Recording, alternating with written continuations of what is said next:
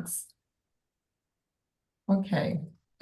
So hi everyone, and I think as we're people are starting to join, I'll just give a really brief kind of couple of slides on why we're here this week and something about JCIOI, so the Joint Commission on Isolation Interactions. So this is the second online workshop that we have hosted, the last one being a couple of years ago in October 2022. And this is a joint commission between IACS, which is the International Association of Cryospheric Sciences, and IAPSO, which is the International Association for Physical Sciences of the Ocean. And so the purpose, JCIOI was set up about 4 years ago now, with the purpose of enhancing connections between researchers and facilitate the understanding, observing and modelling of isolation interactions, including underneath ice shelves and also the front of tidewater glaciers. So if you're interested in more information, go to our website. It's a bit of a clunky website address, but I think if you Google us, you should be able to find us or follow this QR code. So the current committee is made up, there's a few, 5 kind of officer roles and then the rest of the committee as well. Quite a few of us on this committee, especially in the kind of officer roles, are coming to the end of a kind of 4-year stint in these roles. And so we are actually, hoping to recruit some new committee members, including some of these officer roles as well in January. So if you're interested in kind of joining us, then we've got a kind of expression of interest form. I tried this form earlier, Felicity set it up, and I'm not entirely sure it actually has permissions, but it might be something dodgy going on with me. So if it doesn't work for you today and you're interested, then either check out the website or just keep an eye on this link, and hopefully Felicity will update it, but it's currently 2 a.m. in Australia, so she obviously isn't going to do it now. But yeah, and then I'll just say something. So this week we've got a series of sessions, and I'm sure you would have had all the information from Sue. But essentially, we have these keynote sessions, so where we have a couple of keynotes talks, followed by breakout discussions. So if you can stick around for those would be great. And then we also have this year a few open science presentation sessions. So this is where people will be giving shorter talks, kind of 10 minutes or so, in a more kind of traditional conference style format, I suppose. But yeah, you'll see that there's quite a spread of time zones, etc., because this is an international global online workshop. So if you can, join for the ones that you can, obviously, but if you want to catch up, then the recordings will be made available online, in hopefully soon after they occur. So do keep an eye out on those as well. Anyway, I will stop talking, I'll stop sharing, and hand back to Dan and Chad to introduce our keynote talks. So thanks everyone. Thanks, Isabel. So my name is Dan Goldberg. I'm a committee member of JCIOI, and so just to emphasize Isabel's I guess just advertisement for applying for these roles, I think it's a nice small manageable committee or organization to be part of. But just to move on with things, I'm our first speaker of the entire program conference is Ken Zhao. And nice, I see Ken's shared his screen there. Ken is a physical oceanographer who uses theory, numerics, and observations to understand geophysical flows in the ocean. He's interested in how ocean processes influence glacial melt from the regional scale to the microscale. His current focus is on how fresh water is advected around the Greenland shelf and out into the open ocean. as part of the Overturning in the Subpolar North Atlantic program. He's currently a postdoctoral scholar at Scripps Institution of Oceanography in the Stranio Lab and a research associate at Oregon State University. He recently completed an NSF Office of Polar Programs postdoctoral fellowship at OSU and received his PhD in the Atmospheric and Ocean Sciences Department at UCLA. Ken, are you ready to start? Yeah, can you hear me? Yes. Great. Thanks, Dan. Thanks everyone for being here. My name is Ken, as Dan said, and this is an ice shelf. This ice shelf is bathing in often a couple degrees C above freezing point. And a first order question we want to ask is, how quickly is it melting? So fortunately for all of us, this question has been answered pretty recently by a very good review paper that's kind of in an early release state. How does the ocean melt Antarctic ice shelves? And this paper really does a much better job at reviewing the state of the art than I can do in 20 minutes. So instead of kind of rehashing this paper, I'll ask you, in your free time to read it, go over some of the details, and I'll kind of review the bare bones necessary components for this talk. And in doing so, I'll talk about a little bit of a background on ice-ocean boundary layers. So there's kind of a few different regimes, shear-driven, convection-driven. And then, I've made the title a little bit weird. I've called it the shear convection plume-driven ice-ocean boundary layer. And this is a little controversial maybe to some of you, but really this is posed as a question. And the question is, do plumes have shear or convection-driven boundary layers? Is it fair to always assume they're one or the other? And so during the rest of the talk, I'll talk about sort of issues with some of these parameterizations, consistency on how we often use it, apply it in the real system, compare it to observations. And then I'll talk about some recent numerical simulations that try to better integrate shear-driven, convection-driven, and plume-driven regimes. I won't talk about diffusive convection very much, but know that it also is very important. And in particular, I want to talk about the interplay and feedback between some of these regimes and the plume processes. That seems to be necessary to capture the highest melt rates, where often current parameterizations, especially in the Northern Hemisphere, underestimate the melt rates by 1 or 2 orders of magnitude. And so, yeah, I'll say that I'll try to convince you that that plumes can be both shear and convective boundary layers. Okay, so back to the question, how quickly is this ice shelf melting?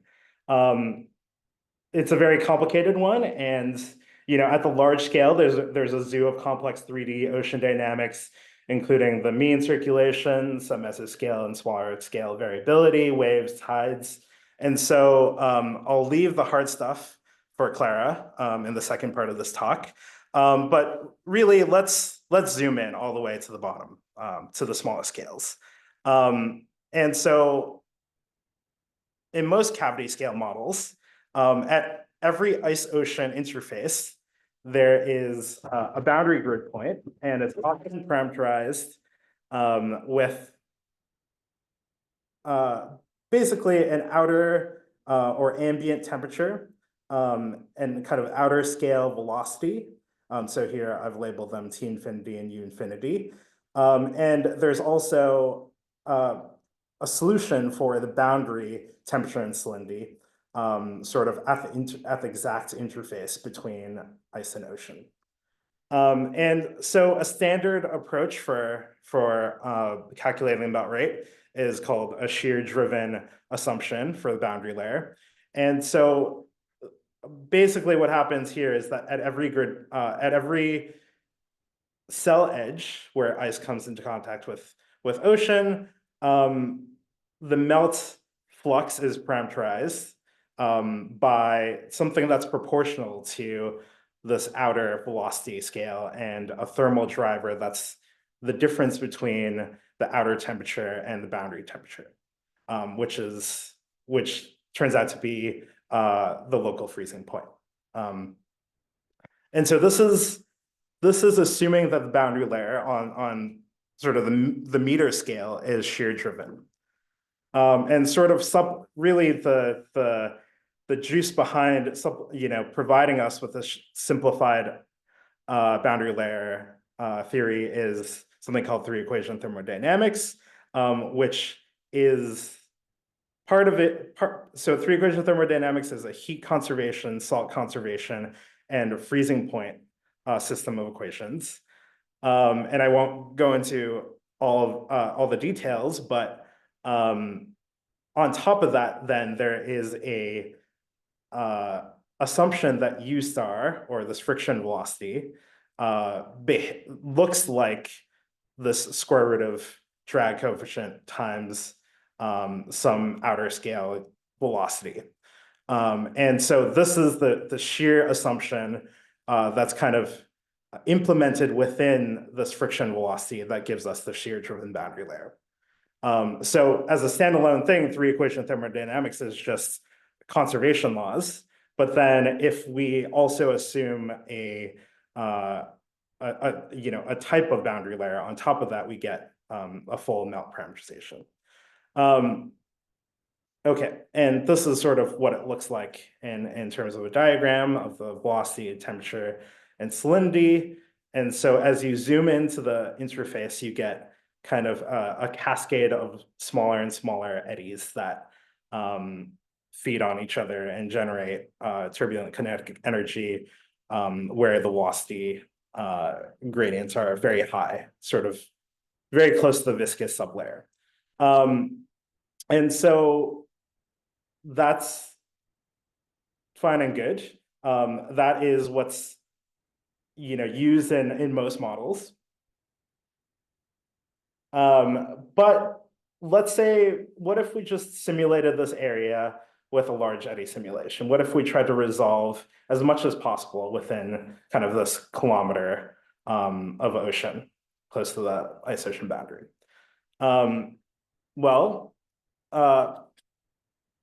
There's a few things. So let's say we have some melt parameterization already from the shear assumption. What will happen is you create meltwater. You create meltwater that goes turbulent very quickly. It grows and entrains, and we call it a plume. And now we have a plume velocity as well as an external velocity. So then the question is, how does the plume velocity factor into this melt parameterization? And do we still treat the drag coefficient the same way with this plume velocity? And does this change our melt parameterization that we use to force this plume in the first place? And the kind of cyclical issues related to that. So ignoring the external velocity for a second, let's just talk about what the literature says about melt plumes and how fast just something in the absence of external velocity is melting.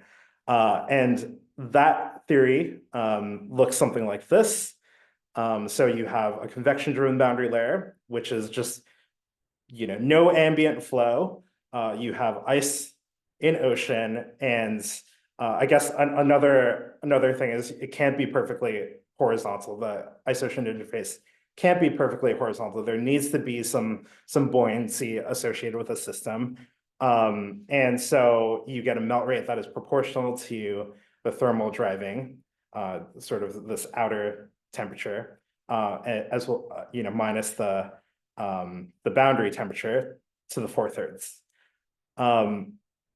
And your boundary layer kind of looks like this. This is the velocity profile, which now is no longer being forced at infinity. It has a local maxima really close to the boundary. And so this generates a totally different, distribution of turbulent kinetic energy, as well as the eddies that eat away at the viscous sublayer. And this also looks will look a little bit different in both temperature and salinity as well. So this is a totally different theory that, by the way, doesn't include U plume at all.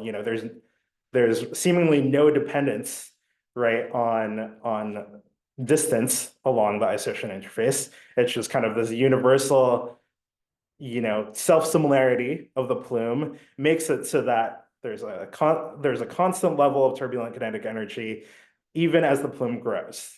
And so to a degree, this is totally different than this previous type of boundary layer, which scales very much with, linearly with external velocity, or the velocity scale in the system. And so the bottom line is, which one should we use? These are two very different things. So on the left, we have, the shear-driven boundary layers, which has this velocity dependence, and also the temperature forcing to the first instead of the 4/3, versus a convection-driven boundary layer that's doesn't have the velocity dependence, doesn't have this frictional aspect to the flow, or at least it's hidden somewhere within the parameterization. And so let's revisit some of the recent literature on this, and ask the question: do plumes have an inner shear boundary layer? I.e., should we think of plumes as having a shear boundary layer or a convective boundary layer? And so some of the older literature, it's kind of assumed yes by default, and the value of drag coefficient is more or less the same that we use at the bottom boundary layer of the ocean. And so more recent literature, however, since about 2015, says no. So there's a series of lab experiments kind of on the meter scale, as well as some direct numerical simulations that say, okay, well, we try to resolve everything. We, look at the very small scale. In the lab, we assess melt rates directly, and we find that no, at least on the meter scale, these melt plumes don't have a shear boundary layer, i.e. they're not velocity dependent, and the melt rate doesn't increase as the plume gains more and more momentum. But then there's also a little bit of a exception here, which is if you kickstart this plume with a lot of extra initial momentum, what happens is that you can push them into the shear regime if you do so. And another thing worth noting is that the drag coefficient, so the degree of viscous shear for these melt plumes is way higher than what we traditionally use for the bottom boundary layer.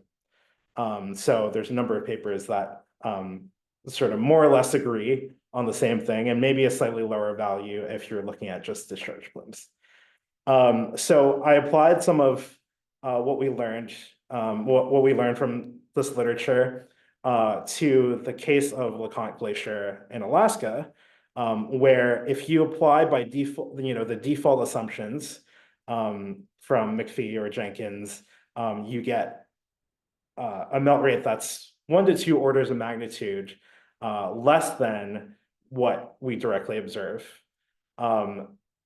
If instead you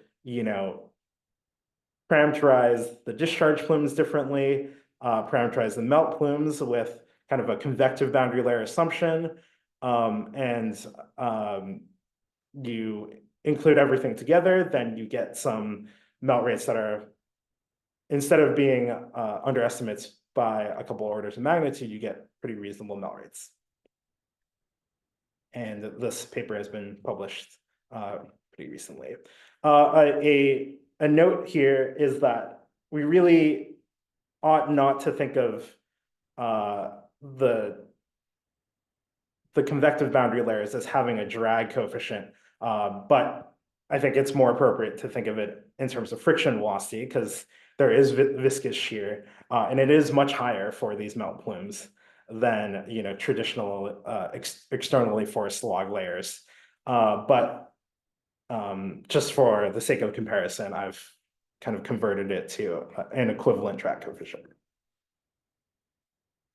Okay, so we're still stuck on the question, how do we combine the effects of external shear and convection?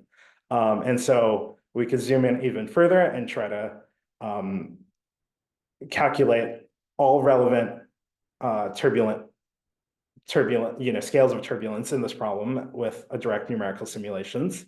So now we're on the meter scale, and sort of zooming in even further to the centimeter and millimeter scale, we see that it's really at the temperature and salinity, the temperature and salinity boundary layer, the gradients are extremely sharp, really close to the wall, and they are often, at least in the vertical oriented isolation problem, on the scale of millimeters.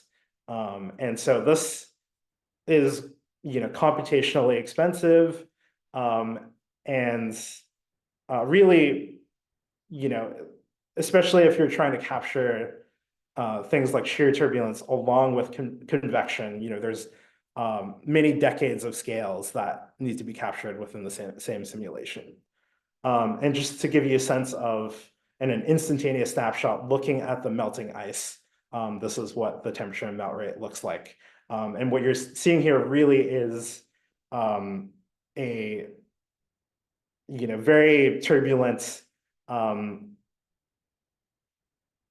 sea of hairpins and vortex tubes in 3D space that are constantly sweeping away at the viscous sublayer. So little bits of turbulence that are concentrated really close to the edge of the viscous sublayer, continuously tearing away and reaching kind of a steady state by outwards diffusion and kind of eddy fluxes inward. Just to give you a sense of the scales of each of these sublayers. So there's the Ken, sorry, it's Dan here. There's two black bars on the screen that you're sharing. At least I think it's on your screen, and they're starting to obscure some of the titles of the figures. I wonder if you can see that or not. I don't. Others have commented on it. I'm not sure what to do about it. I don't think it's coming from Zoom. Let me, is it better if I just show the slide like this?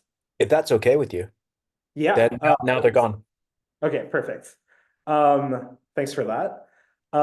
So this gives you a sense of the simulation results and the scales of the freshwater or salinity diffusive layer, the thermal diffusive layer, as well as kind of this outer viscous layer, and then finally on the kind of 3 millimeter scale, the turbulent layer. And I'm showing the temperatures, salinity, and vertical velocity profiles. And you'll see that, this is a ton of shear happening really very close to the edge of the freshwater diffusive layer and a little bit inside. And what I've also plotted is, in the shading, is the root mean squared deviation of each of these profiles. And so a natural question might be, why is there so much variability within the viscous layer? Why are there eddies within the viscous layer? And the answer to that question is, there are these periodic sweeps that, on average, make it so that the viscous layer is about 3 millimeters, but these sweeps, periodically squeeze it much thinner than that. And so there's still a lot of variability even on the millimeter scale. And it's really these gradients that dictate the melt rates right at the wall. Okay, so I don't have a ton of time, but I want to say, some of the early work on this numerical model was really inspired by the meter scale lab experiments, as well as observations that have been taken at an iceberg in Alaska, at various icebergs, and kind of on the 10-meter scale size icebergs. And so, there will be a couple of open science presentations later this week about that. So get excited. And yeah, some things I want to say, lessons learned from these direct numerical simulations. Number one, using realistic salt diffusivity is a good idea. And secondarily, also using a retreating, a moving wall along with that is also important to getting the right melt rates.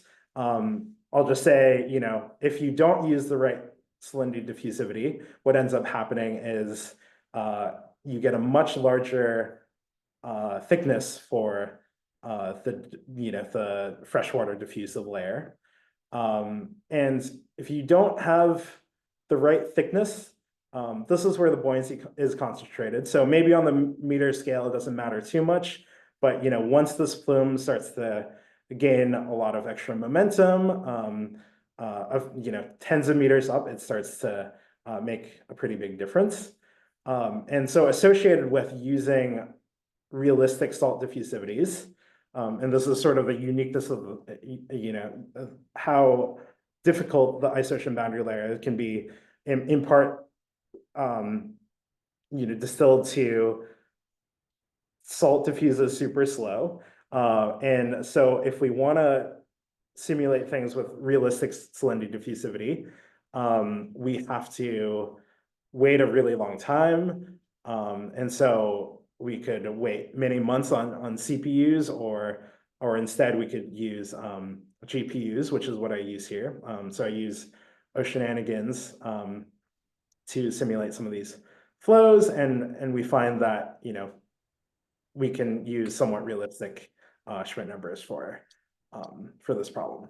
Okay, and so I will play through some movies. So, for instance, this is a few different simulations with varying background temperature, and this has the melting ice wall to the right of each of these panels.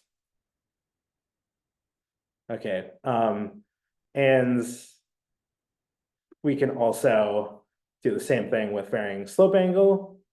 And note that this is a little biased towards kind of the marine terminating glacier with a vertical ice-ocean interface. So 60 degrees is the kind of the lowest slope angle I use. 120 is the largest, and 90 degrees would be perfectly vertical. Okay, we can also add in shear velocity, some external driven shear to this problem. So in this case, I've added a flow into the page external to the plume, and increased it from 0 centimeters per second to 25 centimeters per second. And you can see it does something to the plume. Okay, and so I'll kind of skip to the finish line and try to put everything together. We've zoomed down to the smallest of scales, the millimeter scale, based on at least these preliminary results from the direct numerical simulations. We can try to combine the convective and shear regimes through this melt rate relationship that is, the core component is kind of a d rho over dx, the buoyancy gradient at the wall. And dx is being parameterized by the diffusive boundary layer thickness. And d rho is the density anomaly, which rho we can use plume theory for, or we can, it's not so bad if we just use ambient density as well. in most cases. And then there's also a basal slope dependence that looks like it is linear. And so to get the diffusive boundary layer thickness, this is kind of where the bulk of the update is. This is really a competition between buoyancy forces or convective forces versus external driven shear.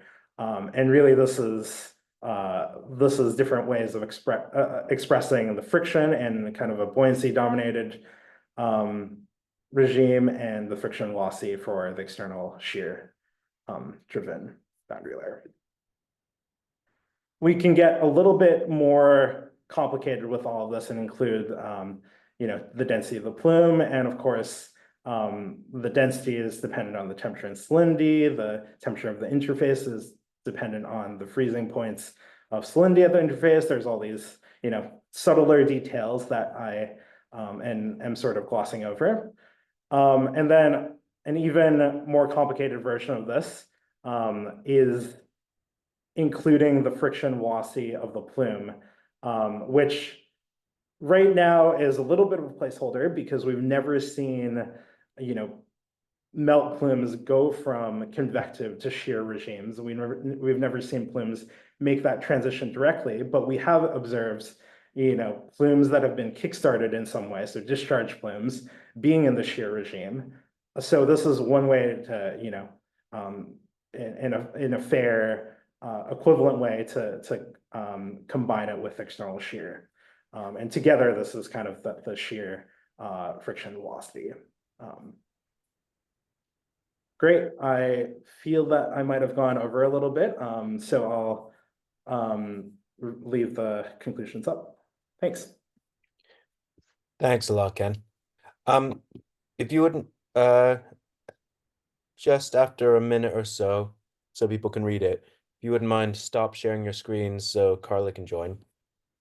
So everyone, we the chairs decided, kind of in line with what how the meeting was before, at least how I remember it, is we're going to hold off on questions until after Clara has given her talk as well, and then kind of have a 10 to 15 or maybe longer minute session as needed for questions for them both, because they're both talking about related things. There we go. Thanks. So up next is Clara Burgard, who is at IPSL. I think, well, is it No, probably not. Is it IPSL, Clara? It's part of IPSL. It's a Okay, I thought so. complicated administrative construct. There must have been some reason I remembered that. So Clara is a postdoc at the Oceanography and Climate Lab, or I'll say this wrong, Laboratoire de Oceanographie et du Climat, or LOCEAN. She started her scientific career by conducting a PhD at the Max Planck Institute for Meteorology in Hamburg on Arctic sea ice in CMIP models and satellite observations. She then moved topics for a postdoc at Grenoble, at IGE in Grenoble, where she evaluated basal melt parameterizations for ice sheet models and developed a machine learning parameterization. In her current postdoc, she is trying to build upon the lessons learned in the previous postdoc to improve the representation of Antarctic freshwater fluxes in climate models. Are you ready, Clara? Yes, if you hear me and you see the slides. Yes. Yes, perfect.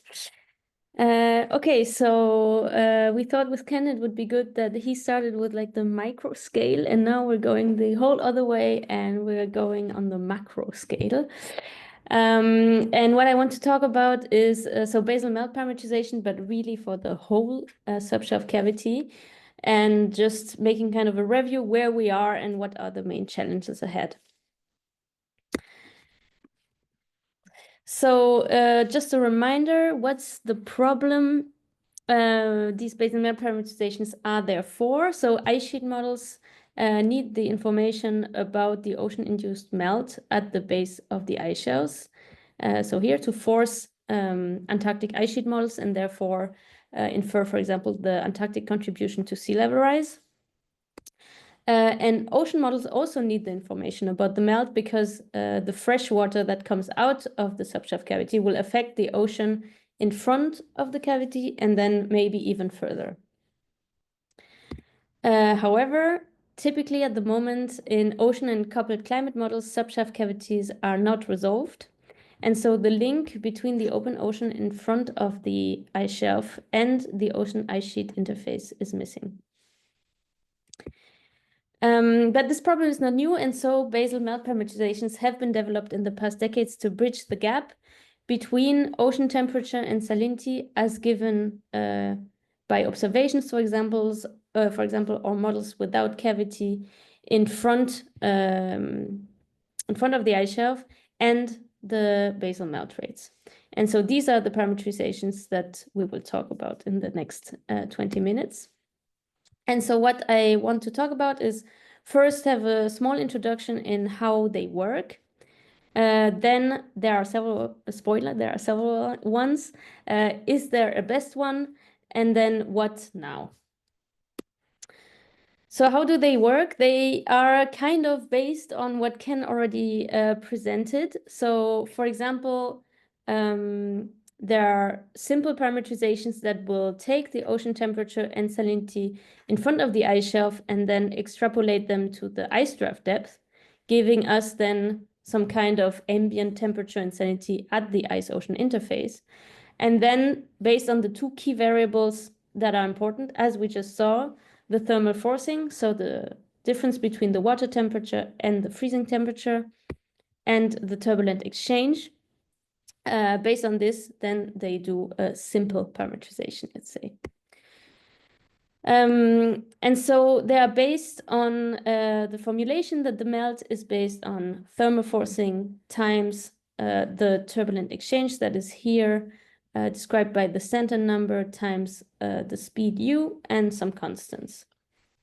And in a very simple parameterization, what can be done is to assume that this term is constant. So basically u is constant, always and everywhere. And so in the end, the melt is just a linear function of the thermal forcing. So that's what we call the linear parameterization. Then we can assume that u is a function of the density gradient. So u depends on the thermal forcing times the slope times the salinity as well and some constants. And so if we put this u in this equation, we see that we have twice the term of the thermal forcing. And so in this case, the melt rate is a quadratic function of thermal forcing. And then we can assume the slope to be constant. Then it's just part of the constants. Or we also include the dependence on the slope. And so some formulations of the quadratic parameterization also assume a dependence on the slope. So these are very simple parameterizations. And then there are other parameterizations that are a bit more complex and try to mimic what is actually happening in the whole cavity, because the one before just extrapolated the temperature to the ice-ocean interface. And so this is, for example, the plume parameterization that assumes the formation of a buoyant plume at the grounding line that then rises along the ice-ocean interface. Then we have the box model, also well known as PICO, which mimics the overturning circulation in the ice shelf cavity and cuts the way into boxes. So in each box, the temperature, salinity, and melt is evaluated based on what happens in the box before. Then there is PCOP that combines the box model and the plume parameterization. So computes the temperature and salinity based on the box, but then the melt based on the plume. And then we also have LADI, which is a 2D plume model. So based on the similar equation as the plume parameterization, but also involving horizontal effects like topographic steering and the Coriolis deflection. So that's like these basic physical parameterization that have been developed in the past decades. And then very recently, there have been attempts to use machine learning to tackle this problem. And this has been done by two, so our team and some people in Northumbria, which with different architectures try to emulate what an ocean model does that simulates really how the water moves in the cavity. And then the neural network learns this and then can replicate it much faster than an actual ocean model that would be applied to it. So that's what's out there. So that's really a lot of things, a lot of parameterizations. And why are they still here? Isn't there that a new paper came out and said, this parameterization is better, we don't need the old ones? But actually, that's not really the case. So they are all kind of valid. And still, the question that can be raised is there a best one?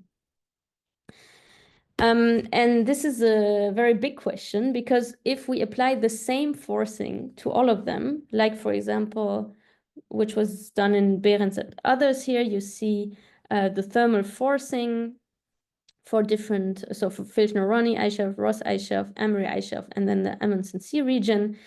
And it was the same thermal forcing applied to the different parameterizations. So here you have the linear, the quadratic, M plus is another formulation of the quadratic, the plume, pico, and pickup. You see really with bare eye directly that the patterns are different and that there are large differences between them. But it's also difficult, that's the next slide, sorry. And it's difficult to then decide which is the best one. We see that they're very different, but to evaluate them, we would need to know, like, to have a consistent data set of what comes in and what comes out. However, in situ observations of the input oceanic properties that we need are irregularly distributed in space and time, so they are not available for all ice shelves and not for all time steps.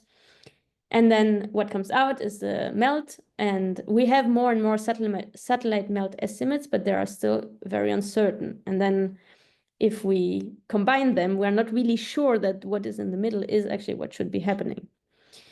And then also several studies have tried to calibrate or to evaluate and found that the calibration and evaluation depends a lot on the metric you use and the reference data set. So for example, there were some intercomparisons that intercompared several parameterizations and then compared it to some baseline, usually an ocean model that would actually resolve the equations. And for example, in Favier and others 2019, they had an ocean ice sheet model in an idealized geometry, and they applied these 4 parameterizations, and they find that the quadratic and the pico parameterization lead to the lowest RMSE, let's say, and the plume for cold cavities. Then we did a similar study, but this time as a baseline, we used circumantarctic cavity resolving ocean simulations, so ice shelves from all around Antarctica, while the other one was just idealized. And our conclusion was that the quadratic parameterization and the plume parameterization lead to the lowest RMSE. So that was already some difference. And then what's also important to note is that depending on what it was calibrated on, the parameters that resulted from the calibration differ between the studies. So there is not really one true set of parameters. And last thing I want to say on this slide is you see that also there is no clear trend towards the simple ones are worse than the complex ones. Okay, and then with time, so this was all looking at a baseline of present condition, the feeling came that maybe we should also care about the sensitivity of the parameterization, because if it works well on the present day, but then in the future it doesn't work well, that's a problem. And so this was addressed in a few studies, so more addressed or investigated. So for example, in Reza and others 2023, they recalibrated PICO taking into account the melt sensitivity using observations of the melt sensitivity in Dodson ice shelf and simulations in the Filchner-Ronne ice shelf. Then in Burgard et al. 2023, we developed the neural network, and then we compared its performance on warm conditions compared to other, to the classic parameterizations. And what you see here is the RMSE between what is parameterized and the reference warm simulation that was done with an ocean model. and it's the integrated melt for each ice shelf. And what we can see is that the highest RMSE is for the quadratic parameterization, which was found in present-day conditions to be quite good. And then even the other ones who seem comparable at this scale, the RMSE remains 200 gigaton per year, which is very, very large compared to the actual melt, where the mean melt is at 160 gigaton per year.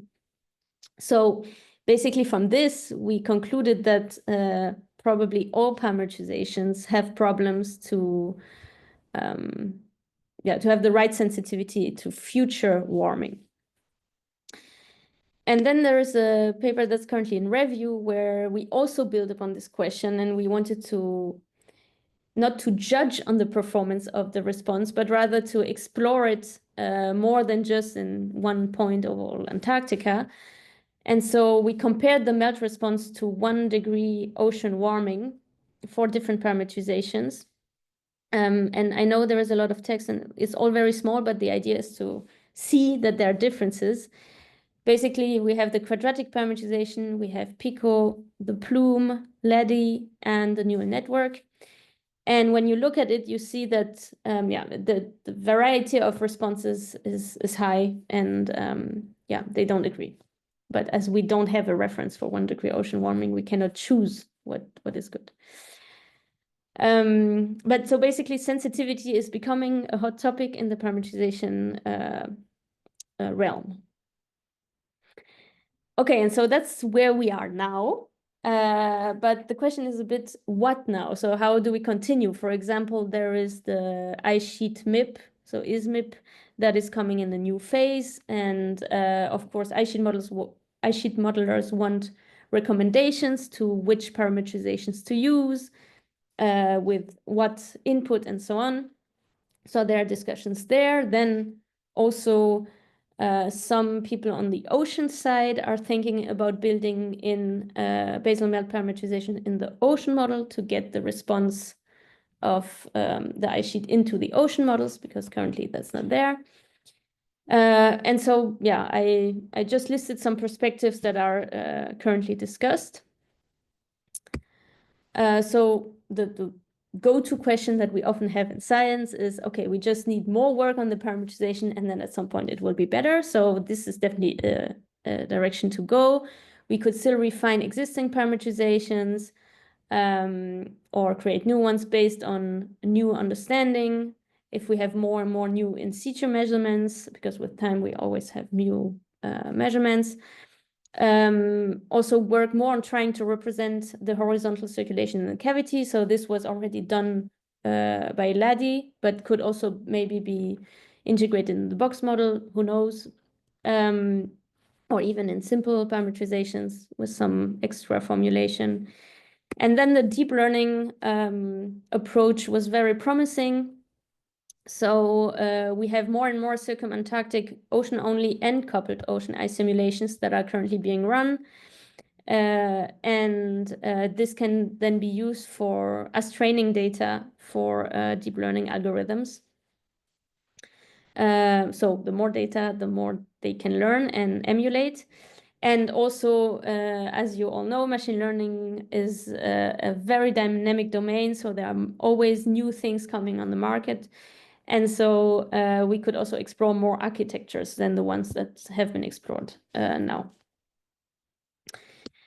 Then, even if we have a perfect parameterization, maybe if we calibrate it wrong or evaluate it towards the wrong thing, then it's not necessarily right. So beyond the formulation itself, we need to agree what calibration we want.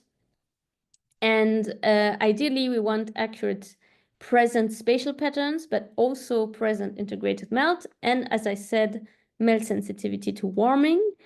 All of this ideally combined in one metric or two, but that's a big question, which metrics would reflect most of these aspects. And then we also need some target that we will calibrate it to.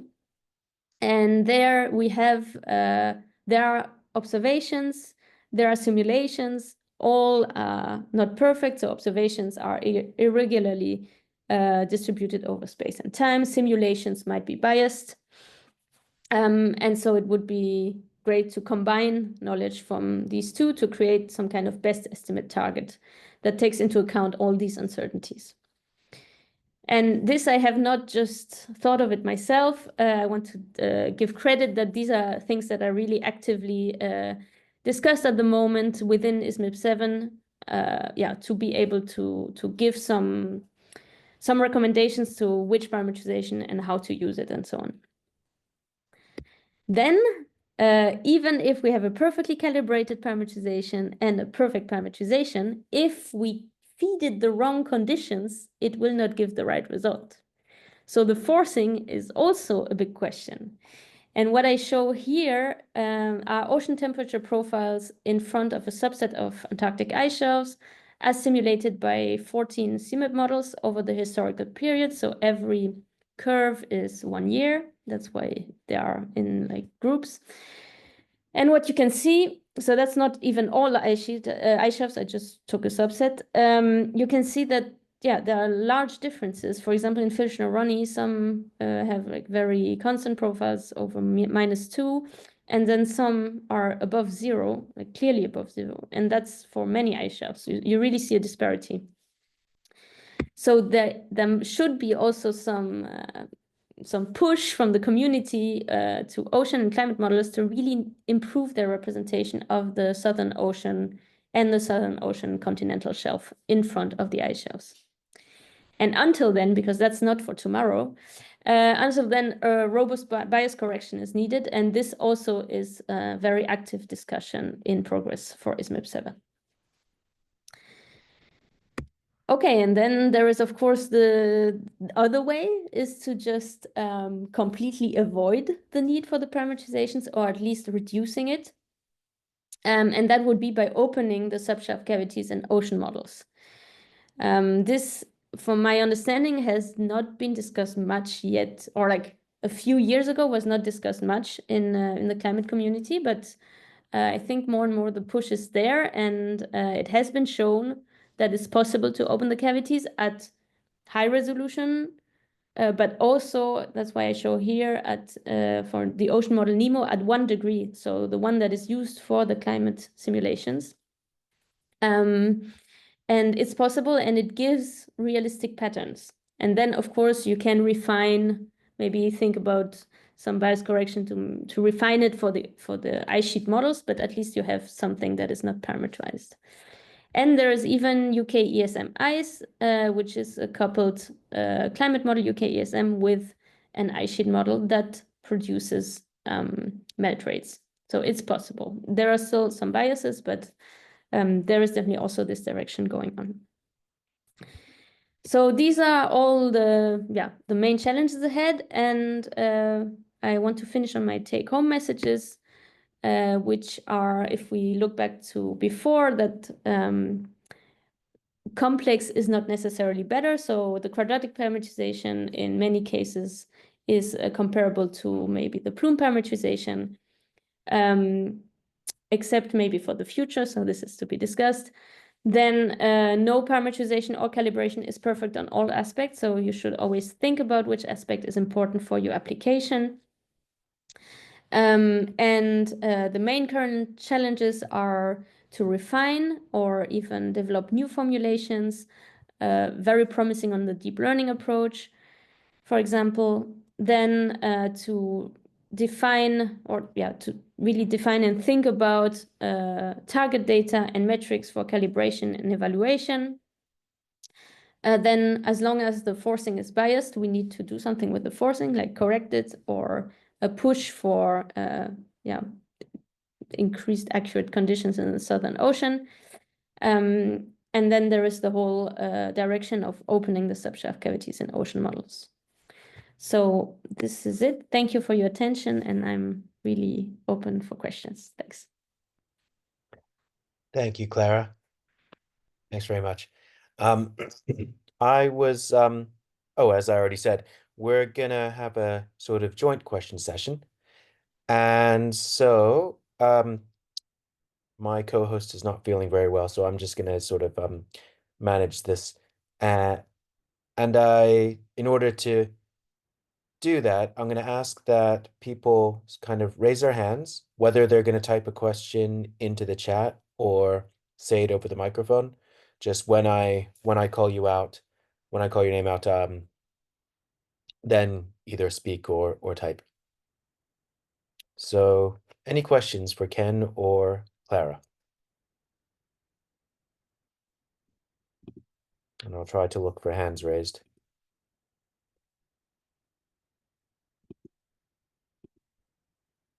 Gunter. Hi, good morning. Thanks a lot for the great presentations here.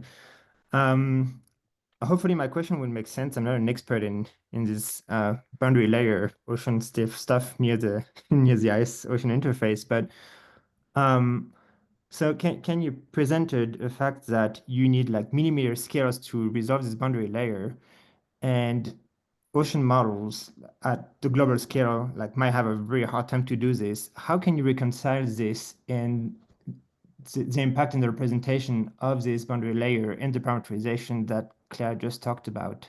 How can we, like, is it important to resolve it, or like, can we go away without? Yeah, that's a great question. I think Clara is showing that no, we probably don't if we want close to the right values that we see from satellites. I think the thing I worry about is at what point does not understanding the physics or not representing the physics come back to bite you in a different way, down the line. Let's say we, include additional effects like really I'm thinking more northern hemisphere glaciers at this point, but things like bubbles or morphology, complicated roughness. I think even under ice shelves, things are rarely perfectly flat, right? So there's always this buoyancy driven boundary layer if you zoom in far enough. It's I think yeah, I mean, I guess I don't have a great answer for you, TBD, but for the moment being, it seems like understanding the physics a little bit better will potentially help us avoid any kind of long-term pitfalls down the line. Oops, I am not sure why I'm getting a call. I think, yeah, I mean, another way of answering the question is, I think there's a lot we don't know about, the really small scale turbulence happening at ice ocean boundary layers. So, as a physics problem, it's really interesting. It's a unique turbulent regime. And to answer the other part of your question, I think, the sort of the second to last slide I showed was kind of one way we could try to combine two different regimes. And there's a lot more work to be done with kind of other regimes, but it's a way of kind of adapting existing parameterizations, including buoyancy and shear, that we could, more or less directly tweak in our plane parameterizations and boundary layer parameterizations. I think when the slope is really gentle, it doesn't make a huge difference. When the slope is higher and you start to resolve, more fine scale roughness, it matters a lot. So, on average, things might be melting at 5 meters per year, but 90% of the time it's really 1 meter per year, and then 10% of the time it's 50 meters per year when you zoom in on really small scales. And I'm not sure at what point that's important, but it's a definite possibility. Thanks, Ken. Thanks. Roland has his hand raised.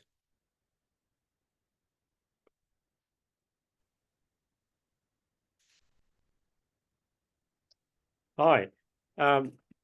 The questions I had are mainly for Clara.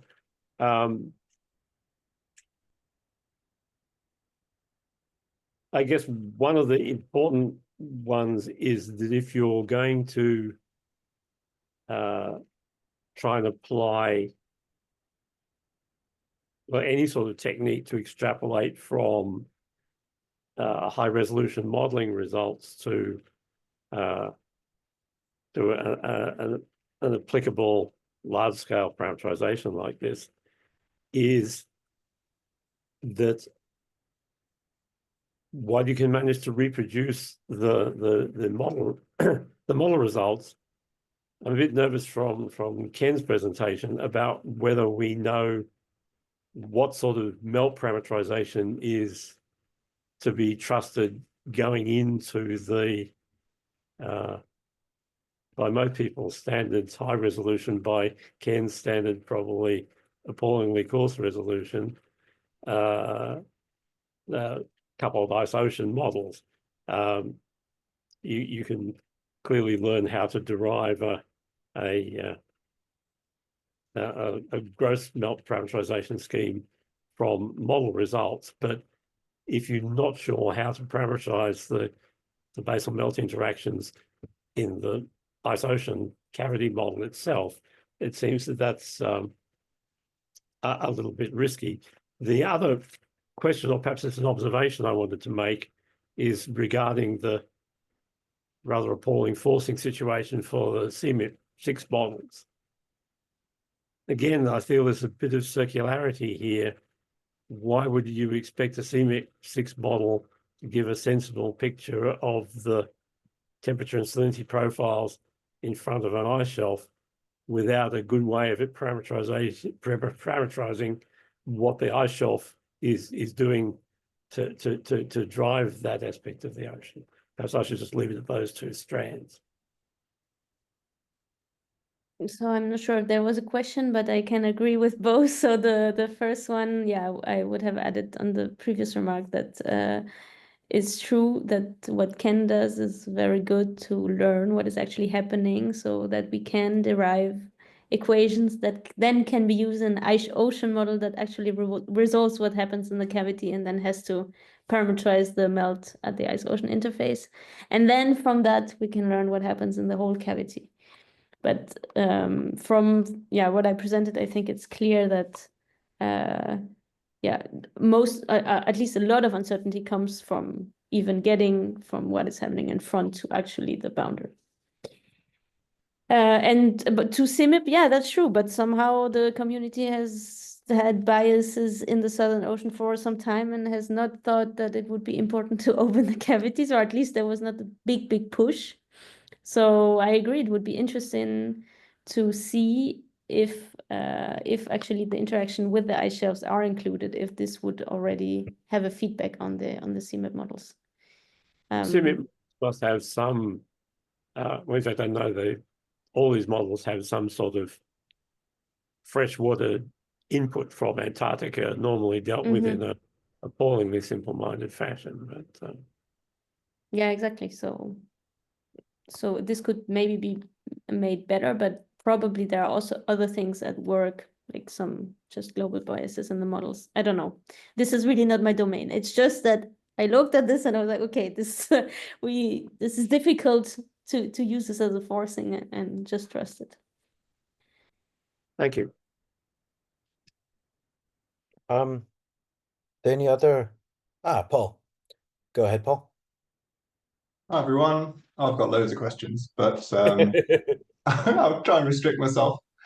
Ken, that was a fantastic talk. Thank you very much. It was really, really nice. And you made a really nice comment about you were looking at angles, but only down to 60 degrees. So I guess how shallow would you extrapolate your formulation? Because I guess when we think about ice shelves, we have Ekman layers and we have stratification coming into play. So yeah, what angles would you go down to? Yeah, that's a great question. So I tested down to about 30 degrees. So still, extremely steep by ice shelf cavity, kind of southern hemisphere boundary layers. And I found that, below that threshold, it's really expensive to run a DNS on one GPU. But there are plans to run on multi-threaded GPU systems very soon. So hopefully we'll get to lower slope angles Yeah, I'm afraid of under resolving and trying to, not representing the diffusive boundary layer well, or the turbulence at the edge of the diffusive boundary layer well. So I think there's probably still surprises at really shallow angles. I think because of how thin the freshwater boundary layer is in these simulations compared to some previous DNS work, it's much more likely for the turbulent boundary layers to separate or be larger. So there's more of kind of a difference in the so it kind of drives a little bit extra double diffusivity. There's more leakiness of this heavier cold layer rather than this buoyant freshwater layer in these simulations. So I think there's plenty to be done kind of at shallower angles. I will say that a lot of what I presented is biased more towards the northern hemisphere problems of closer to vertical faces, and the motivation behind that is really that's where the biggest differences between kind of existing traditional shear boundary layer parameterizations versus convective or convective plus shear. You can get 2 orders of magnitude difference. And so once you go to shallower slope angles, you have this prefactor that dampens that kind of absolute difference between the different parameterizations. So that's why I think for really gentle slopes, doing what Clara and others do, it's not so bad because you're in an absolute sense, you're not going to deviate so much. And we're probably safe in terms of absolute magnitude. But then, the difficulty or maybe the thing to say there is that, we do still see lots of sharp angles in basal channels, for instance, capturing the peak melt rates where there is, really high slope. Maybe that's important for certain problems. Cool. And can I just check, were you using the real diffusivity of salt? Because I was confused. Your temperature, your thermal molecular layer was only 2 times the thickness of your haline molecular layer. I'm happy to talk about some of the more details offline. I am using the real salinity diffusivity. It is temperature dependent, and so this is a little bit based on the Laconic Alaska conditions. External temperature is 8 degrees C, roughly, and so potentially a slightly different regime chosen as my reference point, but we can, I think so. In that case, I think the the ratio of the boundary layer is something like Schmidt number to the 1/3, or I mean, I'd have to dig through the weeds again to hash out the details, but happy to talk about it offline. Okay, thank you.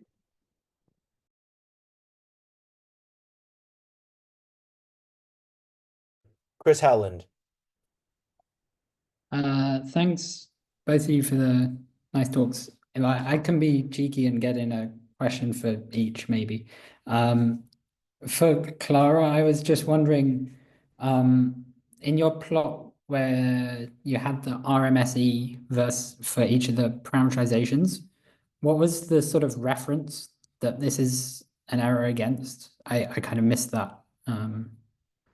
Yes, I didn't spend too much time talking about it, but it's basically also ocean simulations. So we had some ocean simulations from the present day, and we had some that were mimicking 2,300 conditions under the SSP 585, so very warm. And so, this was compared to an ocean simulation that resolved what was happening in the cavity, and then the melt that resulted from that. Okay, and then so it was like the RMS error from that was... So then for each ice shelf, I took the integrated melt. So I had 36 ice shelves, if I remember well. And then I took always the parameterized integrated melt minus the actual, like the reference. And then RMSE, so mean over all these these ice shelves. Okay. Yeah. Okay, thanks. And Ken, I was just wondering, really nice setup and simulation. I was just wondering, can you share a few more details about these simulations? Like how big is the domain and like what kind of dimensionless numbers in terms of like Grashof numbers can you reach, and what are the boundary conditions, things like this? Yeah, great. Just as a warning of I'm currently doing very large scale things, so hopefully I don't get too much wrong. So I think the Grashof numbers, never get to what we think about as, this shear transition, nowhere close. So we're looking at domains of, up to 3 meters tall, along the plume dimension, and 1 meter into the page, and really as much as necessary for the plume to not interact with the background. So, often I use a stretched coordinate in the wall normal direction up to about 2 meters. And that's fine because the plume is, tiny compared to that domain. And it's stretched down to roughly 10 microns at the wall in terms of wall normal resolution. That's the expensive direction. The external boundary conditions are, uniformly nudge temperature and salinity, as well as external velocity into the page for those kind of external shear force. And then, yeah, that's really pretty much it. You're trying to resolve everything else. Bottom boundary is kind of a laboratory wall, and so is the top. And I'd like for that not to be the case, but that's kind of what I could get working decently well. And you want to ignore a little bit of the top part of the domain because of wall effects. Great. Thanks for the question. And if there are any other detail-oriented things, I'd be happy to send you some correspondence. Thanks a lot, Ken. Jonathan Nash has his hand raised. I guess more of a comment than a question, but I guess I wanted to thank the organizers for these 2 introductory talks, because I think it really sets a good stage for the rest of this meeting. And I guess I was just wanting to maybe ask Clara, or thank Clara maybe about going the direction of sort of looking at the sensitivity and uncertainty analyses at the resolution you are, because I think that combining, I think we're learning a lot about what the near ice velocity conditions are, for example, and that some of the frameworks that you're setting up, I think, are going to put us really in a good stage to test. Oh no, we're not doing this the right way, but I think we have a better way of getting the actual physics in. And I guess the things I'm thinking about they're based more on Alaska measurements that we've been making, but that that the velocities they are actually highly turbulent or whatever. So anyway, so I guess just it's more of a comment that I think this is a really important direction you're going, and so yeah, thanks for that. Maybe if I can answer, it's I don't want to take the credit, so I really did the review, but it's not only me working on this. Just saying. But yeah, no, I agree. Good. Don't know if this is allowed, but Paul has another question. Clara's get away with this far too easily. Everyone's being too nice to her. So yeah, Clara, what do you think? So we know that tides matter, right, for the big cold ice shelves. So how do tides show up in any of these parameterizations that you talked about? Very good question.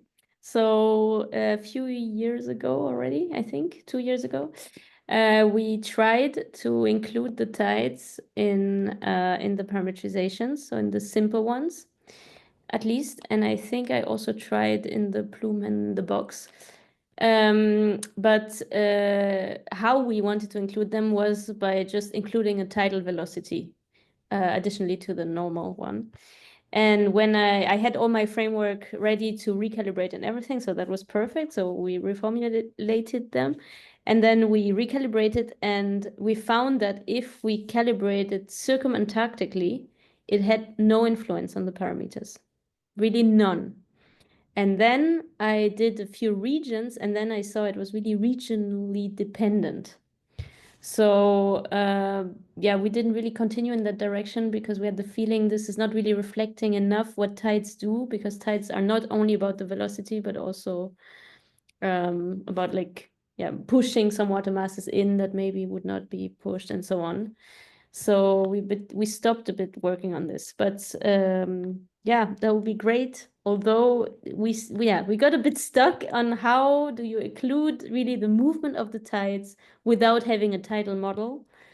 Yeah, so if someone is motivated to write a project on this, I think that would be great because yeah, agreed, tide matter. Okay, thank you. Seeing as there's no hands raised, Clara, I wonder if I could ask a question.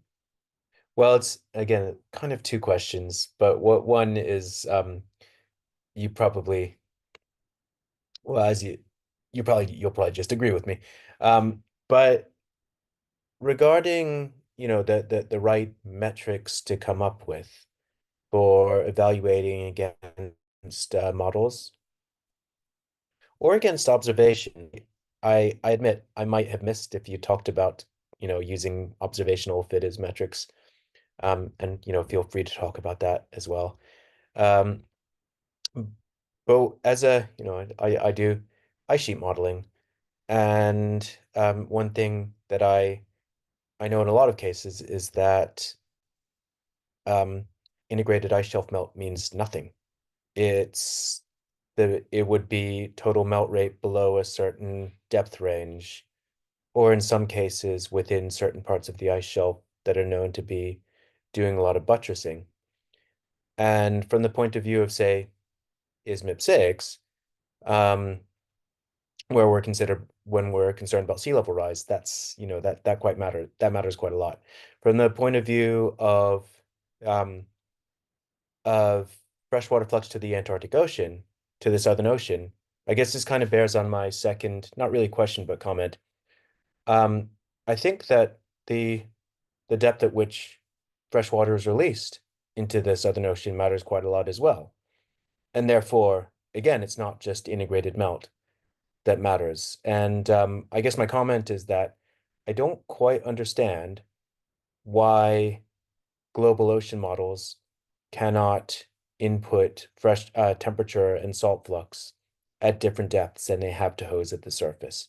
Even though it's been shown, there was a paper by Pierre Mathieu a number of years ago that showed there's a huge difference, not just under the ice shelf, but in the whole Southern Ocean, maybe even beyond that, in where you release the fresh water. So I guess, yeah, question is, what are you thinking about these metrics beyond integrated ice shelf melt? So it's great. All the questions are really exactly to the point to what we're discussing. So it's perfect. So for the metrics, yeah, so first about the question with models and observations. So in my work, I usually evaluate it against models, but of course we also want to include observations. So that would be great to, that's why in ISMIP 7 it's discussed to kind of try to mix all this information to get the best target. And yeah, we totally discussed about the metrics. So for example, in my 2022 paper and 2023, I used the integrated melt, what I showed, and also I looked at the melt rate near the grounding line, which was like, yeah, one proxy for what you said. Then in the paper with Erwin, we evaluated also like a depth, so the deepest 10% of the ice shelf. Then also in the ISMIP 7, we were discussing this. We were also thinking about the buttressing, as you said. Can we define some regions of buttressing? Although this is difficult because this will evolve with time if the ice sheet evolves, so it's not as easy. But yes, this is definitely all that is summarized in the question I had, like which metrics? Because at the first glance, you would think, oh yeah, of course, spatial patterns. But if you do an RMSE of all the points, then some are more important than others. And how do you get that? So There is no answer yet, but it's definitely something that is in thought. And about the depth, you're talking to someone who has been raised by Pierre Mathieu, so I totally agree with you. Yeah, hosing at the surface, I think that was kind of the easy way to do it, I guess, for people not so much into it. I don't want to insult anyone. I think, yeah, it was a bit the easy way. I know that at least in IPSLCM, so in the coupled model, they injected at depth already. So some people do it already. And yes, I don't know what more I can say on this, but I can say that this is, at least in my work now, I will definitely think about the depth, because it's also, it has a really different effect if it comes at the surface or at the depth. And I think in this Sophia experiment that is coming up, which is about hosing experiments around Antarctica and ocean models, they have a part about surface hosing, but also looking at depth, because I think that's it was proven, as you said, that this has effect. So yeah, I hope I could reassure you. But this is definitely all things that are really, really hot topics and discussed. Thanks. Roland had his hand up, but then lowered it. Roland, did you have another question? Yes, I actually put my hand up to respond to this question about the meltwater injection into ocean models. Really, just to remark that it's certainly true that the subglacial meltwater, we might even call ice shelf water in the good old days, it's certainly not injected at the surface, but given that it's been transported by the cavity circulation, it's probably likely that it's injected more or less at the ice draft of the ice shelf. So that I think one could certainly prescribe reasonably where it might be injected, and I think that has actually been done in some simulations in the past in ocean models that don't have cavities at all. Yeah. The other point though I wanted really to raise, and that's why I was emphasizing that with what Clara's been doing, it's been how to extract a representation based on what the relatively high resolution ocean modeling in cavities tells you. But I'm somewhat concerned about the point that's, I think, become a recognized issue in the last couple of years, that the freshwater input at the grounding line from the ice sheet in Antarctica seems to be quite important. There was some mention by Ken of these sort of injection-driven plumes, and that seems to be something that, first of all, might affect the merits of the local scale parameterizations that one would use to describe basal melting. But secondly, it might mean that we need to be representing a very different picture of the cavity circulation, and that again pushes this question of injecting water back to an even more fundamental place. I just want to react about what you said, that the circulation would put in most fresh water at the surf or near the draft. It's true. However, I talked with Pierre on his study from 2017, and he said that if you do that, because the ocean model doesn't see the cavity, this will induce some kind of circulation that you don't want to. So if you inject it on the vertical axis, you kind of get the model to do stuff like it should, although it's a bit wrong maybe, but it will at least on the rest. So that's always interesting also to think about, that sometimes thing you do more realistically, but then if not everything is there, it ends weirdly. And for the other thing, if I understood well, you talk about really the subglacial hydrology that comes out at the grounding line. Yeah. So yeah, this is also something I know that is discussed, but it's really at the beginning. So Tyler Pelly wrote a paper on this and managed, I think, with PCOP and some plume parameterization to combine this information. But for this also we need a good knowledge about the subglacial hydrology, which, if I understood well, is also a big mystery. Or at least there are models, but it's yeah, again, another model, and it's difficult. So I think these are definitely things that are thought about, but are not yet in the high priority. So that's more still in research, while yeah, other things are really to be applied to ISMIP. It has to be ready, and we have to understand it. Thank you, Clara. At this point, maybe a little bit too late, but better late than never. I've been